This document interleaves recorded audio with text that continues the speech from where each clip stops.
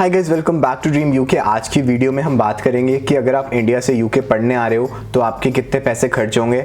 देखो, बहुत सारे लोग होते हैं जिनको ना ये पता ही नहीं होता कि एग्जैक्टली उनकी कितनी इन्वेस्टमेंट लगेगी यहाँ पे आने के लिए, बिकॉज उनको रियलिटी का पता नहीं होता है कि करेंसी का कन्वर्जन रेट क्या चल रहा है, यहाँ पे एक्चुअल लिविंग कॉस्ट क्या है, और आने से पहले आपके कितने खर्चे होते हैं यूके में और आने के बाद क्या खर्चे होते हैं। कईयों को तो ये भी नहीं पता होता कि ग्रेजुएट वीज़ा के भी अलग से पैसे देने पड़ते हैं। तो मैं आपको एक रेंज बताऊँगा कि एक लोअर रेंज क्या होती है यूके में पढ़ाई करने की और अपर रेंज क्या होती है, डिपेंडिंग ऑन आपकी यूनिवर्सिटी फी, लिविंग एक्सपेंस और यूके में आने से पहले सारे खर्चे और आने के बाद। सो ये सारी चीज़ें हम कंसिडर करेंगे और इस टॉपिक पे मैं वीडियो इसलिए बना रहा हूँ। देखो, अगर आप बाहर पढ़ने आ रहे हो आपको बहुत बड़ी इन्वेस्टमेंट की ज़रूरत होती है, तो इसके लिए या तो आप अपने पेरेंट्स से पैसे बोरो करते हो या फिर आप एजुकेशन लोन लेते हो। अगर आप एजुकेशन लोन लेते हो उसकी आपको पेमेंट बाद में करनी होगी, और अगर आप पेरेंट्स से भी पैसे ले रहे हो सो पेरेंट्स आपको इस उम्मीद से आप पे इतना खर्चा करते हैं कि फ्यूचर में आप अपना करियर ग्रो कर पाओगे और हाई सैलरी अर्न कर पाओगे। लेकिन अगर आपकी इनिशियल इन्वेस्टमेंट बहुत ज़्यादा होती है और बाद में आपकी पोटेंशियल अर्निंग उतनी ज़्यादा नहीं होती, तो आप यहाँ पे ROI अच्छा जनरेट कर नहीं पाते हो। और इसी के लिए आपको पता होना चाहिए कि आपकी एग्जैक्टली कितनी इन्वेस्टमेंट हुई यूके में पूरा अपना पढ़ाई कंप्लीट करने में, ताकि आप अपना पोटेंशियल ROI कैलकुलेट कर पाओ कि आप यहाँ पर आ रहे हो तो वो वर्थ इट है कि नहीं।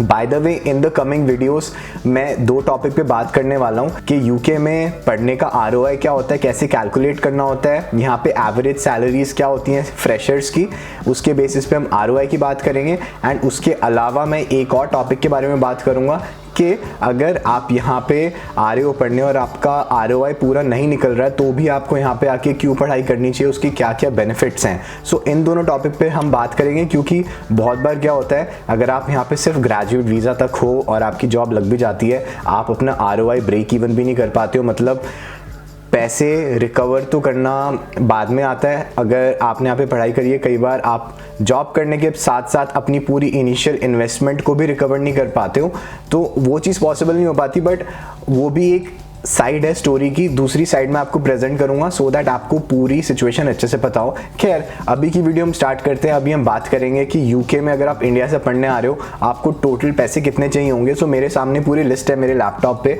और मैंने इसमें जो कॉस्ट है वो 3 पार्ट्स में डिवाइड कर रखी है। सबसे पहले तो कि यूके में आने से पहले आपका क्या खर्चा होता है, उसके बाद यूके में पढ़ने के लिए क्या खर्चा होता है, और यूके में आने के बाद आपका क्या खर्चा होता है। ठीक है, तो इस हिसाब से हम वीडियो को आगे लेके चलते हैं और सबसे पहले समझते हैं कि अगर आप यूके में पढ़ने आ रहे हो तो आपके कितने पैसे खर्च होंगे यूके में आने से पहले। तो देखो, सबसे पहले आपको आइल्स का एग्जाम देना पड़ता है। कुछ यूनिवर्सिटीज़ में एग्जाम्पशंस होती हैं, इस पर मैंने वीडियो बना रखी है। और अगर आपको मल्टीपल एप्लीकेशंस करनी है तो आइल्स का एग्जाम देना पड़ेगा। उसकी कॉस्ट होती है 15,500 रुपये। यूनिवर्सिटी एप्लीकेशन आप पे डिपेंड करता है। अगर आप किसी एजेंट से करा रहे हो, कई बार आपको उसमें कंसेशन मिल जाता है, फ्री में एप्लीकेशन हो जाती है। बट कुछ यूनिवर्सिटीज़ की फ़ी आपको देनी पड़ती है। अब डिपेंडिंग ऑन आप कितनी एप्लीकेशन करते हो वो आपका वेरी कर सकता है अमाउंट। बट मैं लेके चल रहा हूँ मिनिमम 5,000 रुपये आपके लग सकते हैं यूनिवर्सिटी एप्लीकेशंस में, और मैक्सिमम टू मैक्सिमम 25,000 रुपये की आप मल्टीपल यूनिवर्सिटीज़ में अप्लाई कर रहे हो जो कि अच्छी रैंक यूनिवर्सिटीज़ हैं।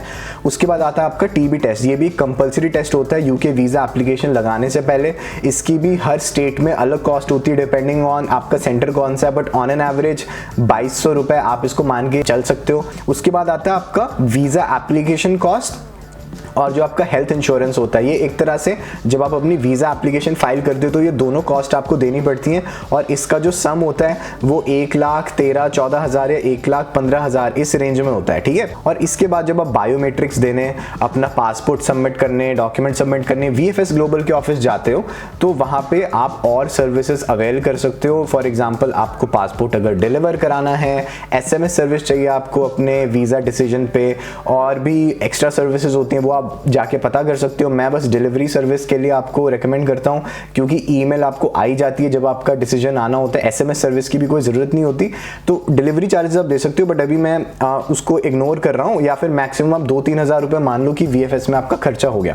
इसके बाद आता है प्रायोरिटी सर्विस के चार्जेस। देखो प्रायोरिटी सर्विस उनको ज़रूरत पड़ती है जिनका एप्लीकेशन बहुत लेट हो जाता है। फॉर एग्जांपल अगस्त एंड आ गया और आपकी 20 सितंबर को पढ़ाई स्टार्ट होनी है, तो आपको जल्दी वीज़ा का डिसीजन चाहिए, वो 50, 60, 70, 80 हज़ार तक कॉस्ट चली जाती है। वो आप ऑनलाइन सर्च कर लेना। अगर आप इस टाइम अप्लाई कर रहे हो वीज़ा के लिए तो आपका टाइम से डिसीजन आ जाएगा, तो उसको भी मैं ज़ीरो लेके चल रहा हूँ। उसके बाद आती है फ्लाइट्स। अब देखो अगर आप इस टाइम पहले ही आप फ्लाइट बुक कर चुके हो 2-3-4 हफ्ते पहले, सही है, बट अगर आप इस इनटेक में आ रहे हो या फिर आप फ्यूचर इनटेक्स में आओगे उसकी बात छोड़ो, अगर आप इस इनटेक में आ रहे हो सितंबर 2023 में और आप सितंबर के सेकेंड वीक में आ रहे हो, तो देखो जो फ्लाइट टिकट के जो प्राइस है ना काफ़ी इंक्रीज़ हो चुके हैं। फॉर एग्जांपल 68,000 मैंने देखा था कतर एयरवेज से था दिल्ली टू लंदन, और ब्रिटिश एयरवेज में कुछ 72-75,000 था दिल्ली टू लंदन, जो कि आप लगा लो 68,000 to 80,000 की एक रेंज हो गई टिकट की अगर आप लंदन तक आ रहे हो। अगर आपको और किसी सिटी में जाना है लंदन से चेंज करके तो आपके पैसे और ज़्यादा लग सकते हैं। इसके बाद आता है आपके लगेज बैग्स। कई लोगों के पास इंटरनेशनली ट्रैवल करने के लिए लगेज बैग नहीं होते, तो उनको लगेज बैग खरीदने होते हैं जिसकी कॉस्ट आई थिंक 16 से 20 हज़ार के बीच में आपको पड़ जाती है, 2-3 जो बैग लेने होते हैं। उसके बाद आती है शॉपिंग।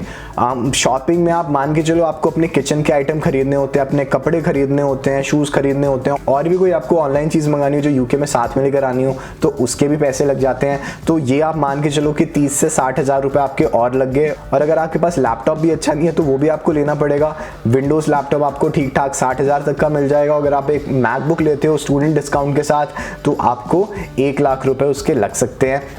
तो ये तो हो गए आपके यूके में आने से पहले का खर्चा, जिसकी लोअर रेंज पड़ जाती है 3,09,700 रुपये से लेके 4,20,700 रुपये। उसके बाद आता है आपकी यूनिवर्सिटी फ़ी। यूनिवर्सिटी आपकी जितनी ज़्यादा हाईली रैंक्ड होगी चांसेस हैं उतनी ही उसकी ज़्यादा फ़ी होगी, और ये कोर्स पे भी डिपेंड करता है। फॉर एग्जांपल MBA बहुत महंगा होता है compare to masters in human resource management. For example एक फाइनेंस का कोर्स महंगा हो सकता है मास्टर्स का compare to masters in marketing. तो कोर्स टू कोर्स भी डिपेंड करता है, बट यूनिवर्सिटी रैंकिंग पे भी डिपेंड करता है। सो अगर आप एक एवरेज यूनिवर्सिटी से कर रहे हो मास्टर्स, फॉर एग्जांपल मैंने मास्टर्स इन मार्केटिंग की फ़ी चेक करी थी यूनिवर्सिटी ऑफ कैंट में, जिसकी रैंकिंग 300 के आसपास है, तो उसकी जो INR में अभी फ़ी है MSc मार्केटिंग की वो है 22,70,600 रुपये।